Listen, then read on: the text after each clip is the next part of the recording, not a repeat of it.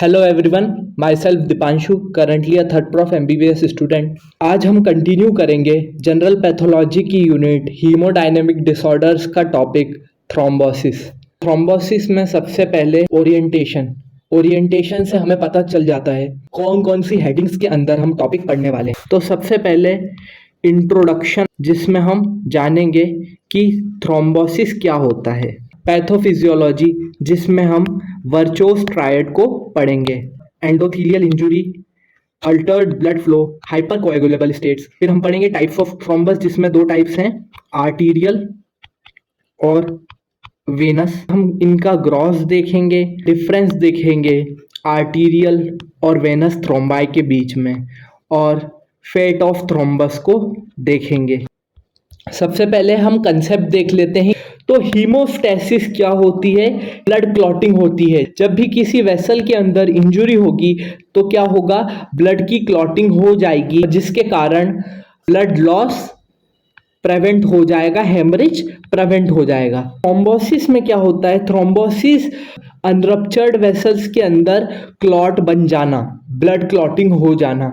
इसके कारण क्या हो सकता है?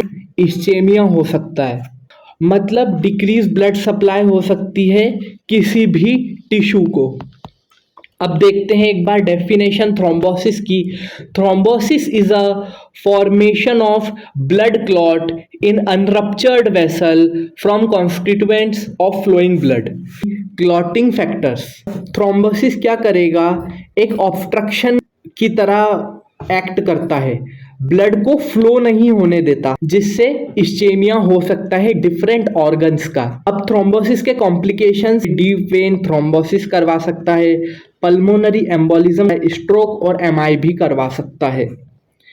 इसके बाद हम देखेंगे pathophysiology of thrombosis, Virchow's triad. Thrombosis की पैथोजेनेसिस को एक्सप्लेन करने के लिए दिया गया है। 3 प्राइमरी कॉज होते हैं थ्रोम्बोसिस के।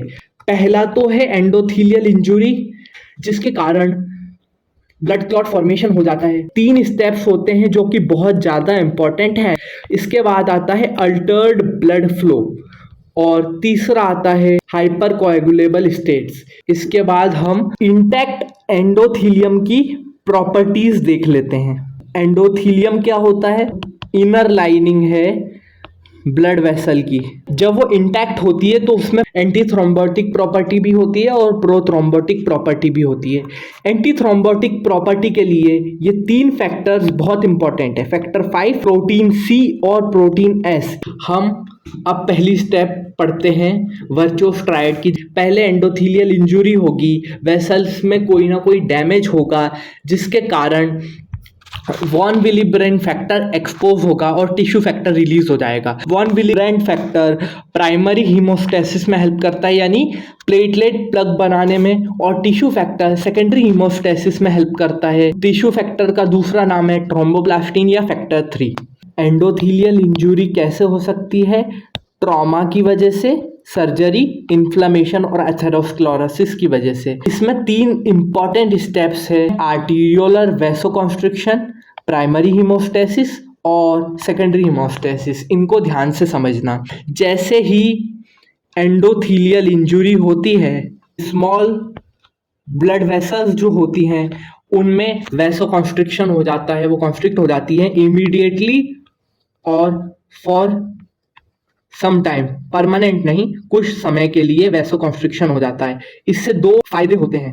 पहला, स्टेसिस हो जाती है, जिसके कारण क्लॉटिंग फैक्टर्स इंक्रीज हो जाते हैं उस जगह पर। दूसरा, ब्लड लॉस को प्रिवेंट करने के लिए। हम देखते हैं प्राइमरी हीमोस्टेसिस। तो सबसे पहले इंजुरी होती है, उसके बाद डिसरप्शन ऑफ एंडोथीलियम होता है, जिससे एंडोथेलिन्स रिलीज होते हैं, जो कि टिश्यू फैक्टर है, जो सेकेंडरी हीमोस्टेसिस में काम आएगा। एंडोथीलियम डिसरप्ट हो जाएगी तो सब एंडोथीलियल कोलेजन एक्सपोज हो जाएगा। सब एंडोथीलियल कोलेजन के ऊपर क्या होता है? रिसेप्टर्स होते हैं, GP1B रिसेप्टर और वॉन विलिब्रेन फैक्टर होता है। ये है वॉन विलिब्रेंट फैक्टर और यह है GP1B। और प्लेटलेट के ऊपर होता है 1A फैक्टर। सबसे पहले GP1B फैक्टर होता है, उसके ऊपर बाइंड करता है वॉन विलिब्रिन फैक्टर और उससे बाइंड करता है प्लेटलेट का 1B फैक्टर, जिसके कारण एंडोथीलियम से जुड़ जाता है प्लेटलेट। जैसे ही प्लेटलेट एडहेशन होता है तो प्लेटलेट से ग्रेन्यूल्स रिलीज होते हैं। इस डायग्राम में आप देख सकते हैं पहले क्या हुआ, प्लेटलेट एडहेशन हुआ किसके कारण, वॉन विलिब्रिन फैक्टर और GP1B फैक्टर के कारण। उसके बाद प्लेटलेट का शेप चेंज हुआ, ग्रेन्यूल्स रिलीज हो जाएंगे। ठीक है, ग्रेन्यूल्स होंगे अल्फा ग्रेन्यूल्स और डेंस ग्रेन्यूल्स। ग्रेन्यूल्स के अंदर ADP और थ्रोम्बोक्सिन A2 होता है, ये दोनों प्लेटलेट एग्रीगेशन में हेल्प करते हैं। GP2B फैक्टर एक प्लेटलेट को दूसरे प्लेटलेट से जोड़ने में हेल्प करता है, एक प्लेटलेट को दूसरे प्लेटलेट से जोड़ने में हेल्प करता है GP2B3A। जैसे ही प्लेटलेट एग्रीगेशन होता है प्राइमरी हीमोस्टैटिक प्लग बन जाता है। तो एक बार रिवाइज करते हैं, सबसे पहले इंजुरी होती है एंडोथीलियम में, जिसके कारण सब एंडोथीलियल कोलेजन एक्सपोज हो जाता है। कोलेजन के एक्सपोज होने के बाद वॉन विलिब्रिन फैक्टर और GP1B फैक्टर एंडोथीलियम के नीचे होता है, जो कि प्लेटलेट को जोड़ता है एंडोथीलियम से।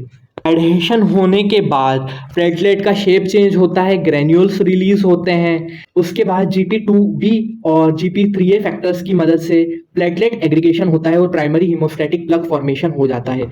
इसके बाद हम पढ़ेंगे secondary haemostasis, deposition of fibrin clot यानी परमानेंट क्लॉट बन जाता है। जब इंजुरी हुई तो एंडोथेलिन्स रिलीज हुए, जो कि है टिश्यू फैक्टर, जिसका दूसरा नाम है थ्रोम्बोप्लास्टिन या फैक्टर 3। वो फैक्टर बाइंड करता है फैक्टर 7 और फैक्टर 12 से। फैक्टर 7 जो कि एक्सट्रिंसिक पाथवे में हेल्प करेगा और फैक्टर 12 जो कि इंट्रिंसिक पाथवे में हेल्प करेगा। तो ये एक कैस्केड यानी सीरीज ऑफ स्टेप्स इसमें होती हैं, एक फैक्टर से दूसरा फैक्टर एक्टिवेट होता है और लास्ट में फैक्टर 10 और फैक्टर 5 की मदद से प्रोथ्रोम्बिन थ्रोम्बिन में कन्वर्ट होता है और थ्रोम्बिन फाइब्रिनोजन को एक्टिवेट करके इनसॉल्युबल फाइब्रिन्स बनाते हैं, जो कि क्रॉस लिंकिंग कर परमानेंट क्लॉट बनाएंगे। तो फाइब्रिनोजन जैसे ही एक्टिवेट होता है, इनसॉल्युबल फाइब्रिन स्ट्रैंड्स बनती हैं, उसका मैशवर्क सेकेंडरी हीमोस्टेसिस यानी परमानेंट प्लग का फॉर्मेशन कर देता है। इसके बाद हम पढ़ते हैं वर्चोस ट्रायड का दूसरा primary cause Altered blood flow. तो नॉर्मली क्या होता है, एक्सियल या लेमिनार ब्लड फ्लो होता है, जिसके कारण प्लेटलेट सेपरेटेड रहते हैं एंडोथीलियम से। बीच में फॉर्म्ड एलिमेंट्स होंगे, सेल्स होंगे और आसपास प्लाज्मा की लेयर होगी, जिसके कारण क्लॉटिंग प्रिवेंट हो जाती है। पर जब अल्टर्ड ब्लड फ्लो होगा, मार्जिनेशन होगा, तो क्लॉटिंग होगी। कैसे? पहला है टर्बुलेंस। टर्बुलेंस कब होता है? जब आर्टीरियल प्लैक्स बन जाए या एन्यूरिज्म हो जाए। टर्बुलेंस या स्टेसिस के कारण प्लेटलेट एंडोथीलियम के कांटेक्ट में आ जाते हैं, जिसके कारण मार्जिनेशन हो जाता है। क्लॉटिंग फैक्टर्स एक्यूमुलेट होने लगते हैं एंडोथीलियम के आसपास और क्लॉटिंग फैक्टर के इनहिबिटर्स हैं वो आ नहीं पाते हैं। एक्टिवेटेड क्लॉटिंग फैक्टर्स वो एक्यूमुलेट होंगे तो उसके कारण एक्सेसिव क्लॉटिंग या थ्रोम्बोसिस हो जाएगी। दूसरा स्टेसिस। स्टेसिस में भी मार्जिनेशन पेवमेंटिंग होती है, जिसके कारण थ्रोम्बोसिस हो जाती है। एग्जाम्पल है जब वेनस थ्रोम्बाई होगा। वर्चोस ट्रायड का तीसरा पॉइंट हाइपर कोएगुलेबल स्टेट्स। ये वो डिसऑर्डर्स हैं जो रिस्क फैक्टर हैं थ्रोम्बोसिस के लिए। दो टाइप्स हो सकते हैं, या तो ये हेरिडिटरी हो सकते हैं या फिर एक्वायर्ड हो सकते हैं। हेरिडिटरी के अंदर प्राइमरी फैक्टर्स होंगे, जैसे ये तीनों फैक्टर्स एंटी थ्रोम्बोसिस के लिए बहुत इम्पॉर्टेंट है। जब ये नहीं होंगे तो एक्सेसिव क्लॉटिंग हो जाएगी। और चौथा फैक्टर है फैक्टर 5, जिसकी म्यूटेशन मोस्ट कॉमन है। दूसरा है एक्वायर्ड फैक्टर्स यानी रिस्क फैक्टर्स, जैसे advancing age, prolonged bed rest, prolonged immobilisation यानी लाइफस्टाइल फैक्टर्स। इसके अलावा क्लिनिकल कंडीशंस, हार्ट डिसीजेज जैसे MI, CHF और वैस्कुलर डिसीज जैसे एथेरोस्क्लेरोसिस, हाइपरकोएगुलेबल स्टेज जैसे कि पॉलीसाइथेमिया। उसके बाद शॉक हो सकता है, टिश्यू डैमेज हो सकता है। इसके अलावा antiphospholipid antibody syndrome. Most common है फैक्टर 5। फैक्टर 5 का म्यूटेशन को कहते हैं लेडन म्यूटेशन, जिसके कारण एक्सेसिव कोएगुलेशन हो सकता है। Thank you very much and subscribe to my channel.